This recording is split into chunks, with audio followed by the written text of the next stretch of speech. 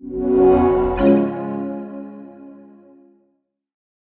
again. In this video I'm illustrating a drawing of a Viking that I created a couple of days ago in my sketchbook, and I just turned the layer blue so that it stands out from the gray of the brush that I'm using.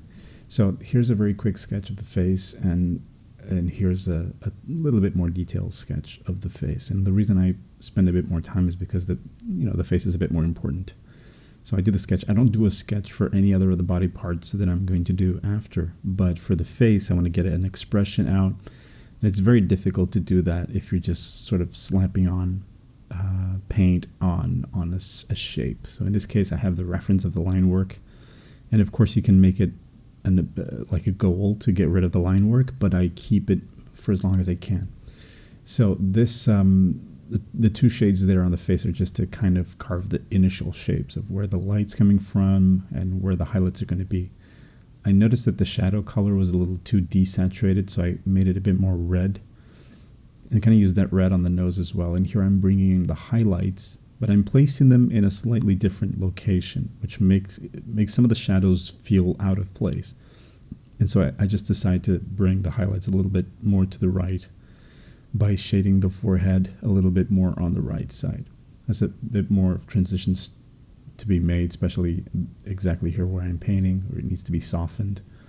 But mostly, this is not really a trial and error process, but it's more based on deciding what shapes you want to come out more rather than getting it to be meticulously correct in relation to the drawing. Here I make a shape. I notice it's not anti-aliased, so I redo it, and I'm tracing over the shape of the arm, even though I want the arm to be in a slightly different position. So here I use very broad strokes to create the first muscle groups on the arm, and that's enough for me to have enough colors for them to go in and color pick colors from those brush strokes into creating this kind of a palette for shading the arm.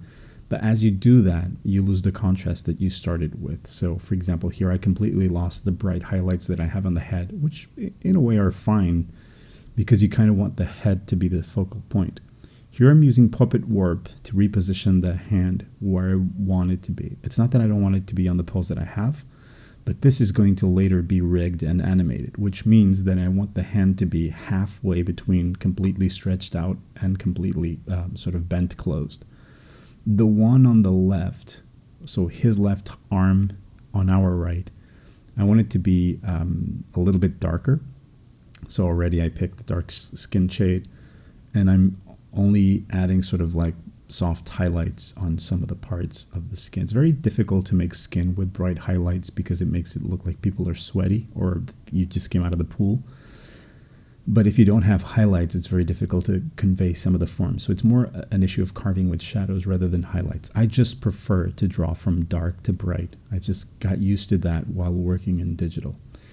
The arm on the left, I don't really change the position that much because that's kind of what I want it to be in the end. So here's me bringing out some of those highlights that I had missed from the head.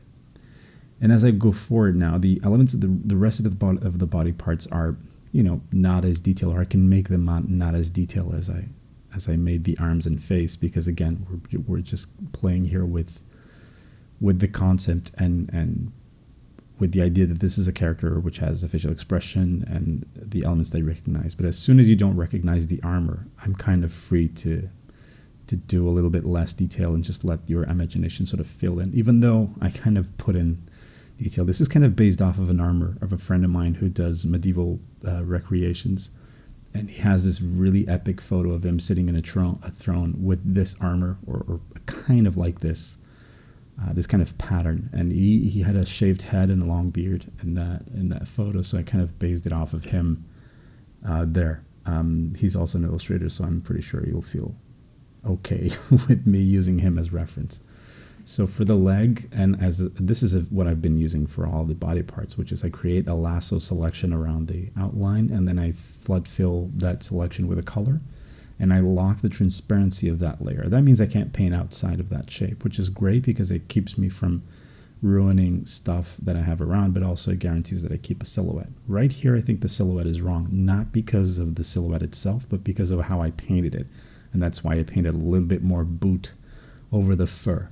And here I'm bringing an extra color for the highlight because I do want the boot to look like it's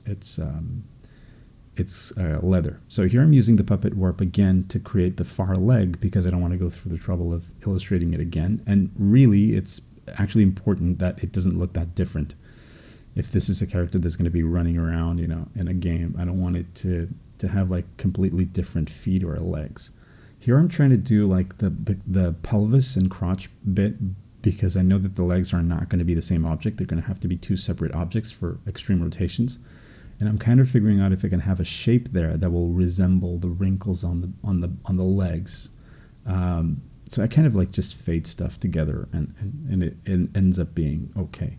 So I felt the legs were a little too undetailed, so I'm coming in and adding those wrinkles near the knee because they just add visual interest, which initially it hadn't. It was, you know, very bland. And here I'm using a technique which is to duplicate and merge and duplicate and merge the same layer multiple times to find any sort of stranded pixels. It turns out there was a couple of brush strokes which just saw me erase. And now to do the axe, the shape of the head of the axe is really weird. And so here I'm just going in and adding with a hard brush, adding that white or brighter edge to simulate the cutting edge of the axe. But basically it's just me trying to convey a couple of axes. And I forget about the wood bit on the end of the axe.